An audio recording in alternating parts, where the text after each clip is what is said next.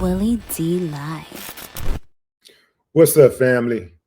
More leaked audio, allegedly from when Young Thug was incarcerated, captures him explaining why he distanced himself from Gunna. Thug says that it was Gunna's plea deal that helped the prosecution and the jury identify YSL as a gang. He believes if not for Gunna's plea deal, the RICO case would have never went down. Check it out. But this what he did. He made, which they still got to prove it though, which I don't think they're gonna ever be able to prove because it's just not a game.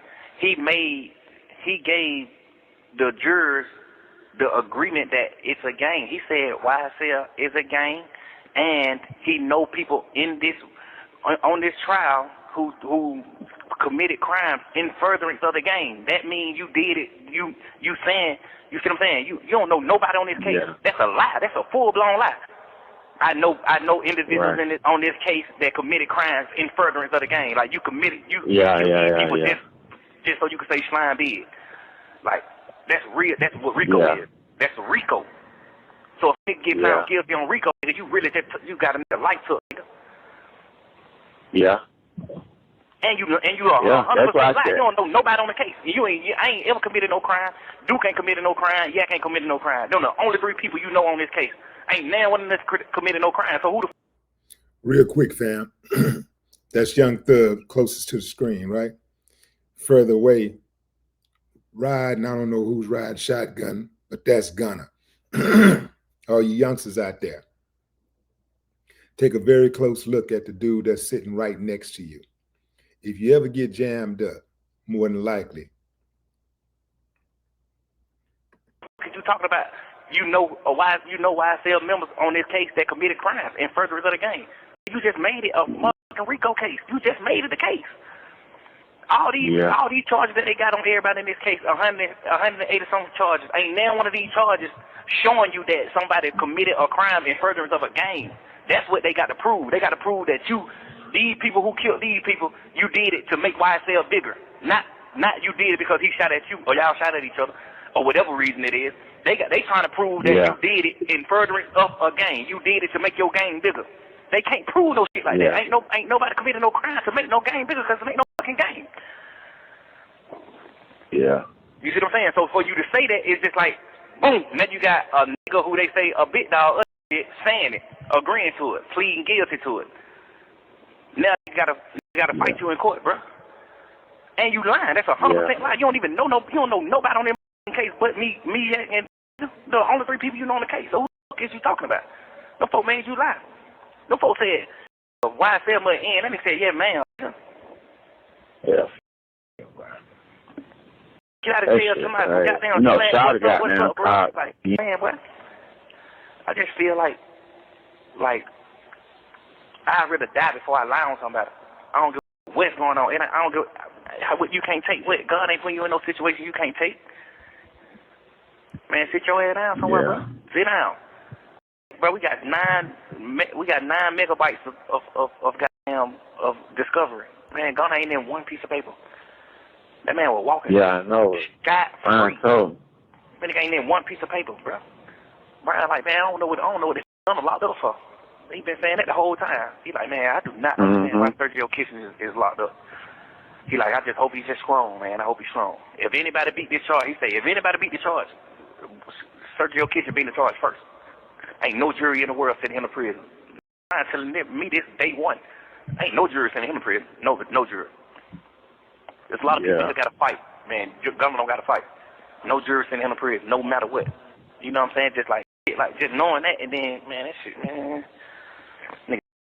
Back in the Gap, growing up, I used to hear this phrase all the time. Loose lips sink ships. The deal is this, fam. A lot of the talking that Young Thug is doing right now on that video, on that particular audio, he really ain't said nothing incriminating.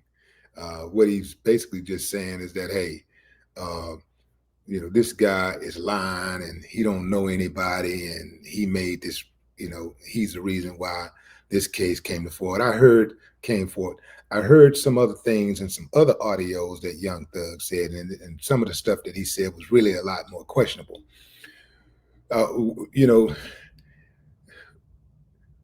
Being on that phone has gotten more dudes caught up than anything, getting on that phone. And, whether you be in the free world or incarcerated, I do not understand why, especially if someone's incarcerated, why they're on the phone talking. Now, that particular audio that you just heard wasn't really damaging. That didn't really, he didn't really do anything to incriminate himself or anybody else. But some of the other stuff is more questionable. This is further proof, fam, that there are no honor among thieves. When it go down, the loudest person in the room, the one that's saying, I got you, gonna be the main one that gets you. You hear me? When it go down, the loudest one in the room, the main one in the room saying, I got you, is going to be the main one that gets you. And that's when reality is going to kick in. That hurts, man. That really hurts. When somebody get on that stand and point you out like the Jackson 5, like that's him right there. You know what I mean? Like, and all you thinking about is this mother. Let this dude around my family. I gave him my last. I helped him fight. May have taken a bullet for him. Maybe I squeezed off for him. Looked out for him. Like treated this dude like my brother, and he doing this to me. That's the reality, fam. I don't know why y'all won't see. I'm an odds player, right? I play the odds. So if I get in a jam, especially my dudes they're a little bit different than the way these dudes are built today. But let's just say I'm coming up in today's climate. If I do something with some of these new dudes are fools. So if I do something with these dudes, I'm automatically thinking that you got to automatically prepare yourself to be snitched on, because it's a whole entire culture right now. It's an entire culture of snitching, disappearing acts. I'm talking about the loudest dudes in the room, man. That loyalty is going to vanish. These dudes got selective loyalty now. These people that had no problem partying with you, eating off you, or calling your family, they are going to suddenly flip. Yeah, man. They are going to flip. They are going to distance themselves, and they are going to act like they don't know you. Yeah. Except when it's time for the prosecution to make the connection of knowing you. Yeah, I know him. I've been around him, da-da-da-da-da. But other than that, man, they're going to treat you like they never even met you. They're going to treat you like, man, like you ain't nothing. They don't care nothing about how it's going to hurt your family. None of that. They're going to throw you under the bus. True friends stand out.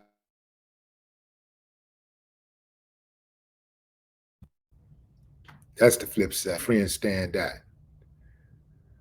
Most people don't value friendship these days under any capacity, in any capacity. Most people do not value friendship. A good friend is hard to come by. Most of us, if we got some age on us, we look back at the people that we thought we was going to be friends with forever. If you typically, you get the height of your friendship around by the time you in the high school, but then when you go to college, they start falling off, And the more time go by, they fall off, they fall off, they fall off. And then you look around and you got about maybe just one or two friends that you keep in contact with from high school. Now, there's always an exception to that rule. But most of us, we don't stay in constant contact with high school friends. There might be one or two that we stay in constant contact with, but that's it. Out of that whole graduating class of 500, that whole graduating class of 800, 1,000, you only keep in contact with one or two people, if that. Let me tell you one more thing about friendship. Let me tell you one more thing about loyalty. A true friend would not do something that could get you jammed up. They would not put you in a dangerous situation, a true friend. Now, having said that, I have considered myself to be a true friend and put my friends in dangerous situations. That's because that was before I understood the value of friendship. You follow me? I really didn't understand the value of friendship when I was doing that. And if I had, I would have not put my friends' lives in peril. Now, if one of my friends are about to crash out, back then they about to crash out, I'm crashing out with them.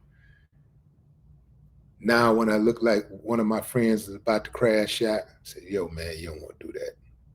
I know you're mad, but you don't want to do that. I mean, let's look at the long play.